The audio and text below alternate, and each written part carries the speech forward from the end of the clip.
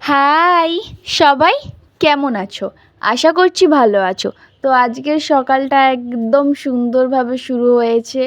সকালে কি খাবো কি খাবো ভাবতে ভাবতে মনে হলো যে আজকে একটু ইপি বানিয়ে খাই, তাই বোন নিয়ে এসেছিলো দোকান থেকে ইপি, আর সেটাই এখন রেডি করছি মানে রান্না করছি আর কি। সেই জন্যই পেঁয়াজ আর লঙ্কা ভেজে নিয়েছিলাম। আজকে একটু অন্যরকমভাবে ইপি বানাচ্ছি, বোনও ওইদিকে ভ্লগ করছে। ইপিটা না একটু ঝাল ঝাল করে বানিয়েছি, যেহেতু ঝাল খেতে ইচ্ছে করছিল। আর ওখানে সয়াবিন আলুর তরকারি মা বানিয়েছিল, তাই বোন খাচ্ছিল। ধোয়া উঠছে পুরো ইপি থেকে, এতটা পরিমাণে গরম। এখনই তো বানালাম, সেটাই তো তোমাদের সাথে শেয়ার করলাম। বোনকে ভিডিওতে নিলেই বোন খালি এমন একটা হাসি দেয় না।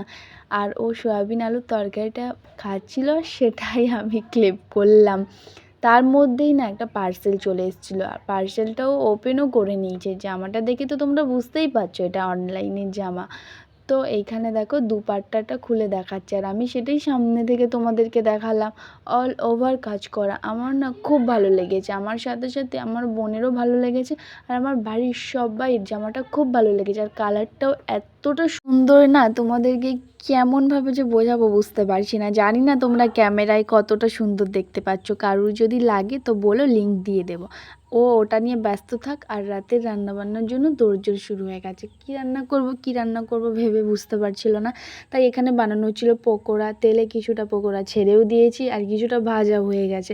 এটা কী দিয়ে বানানো হয়েছিল তো, ডাল, বেসন, পেঁয়াজ আর বাঁধাকপি দিয়ে ভাজা হচ্ছে।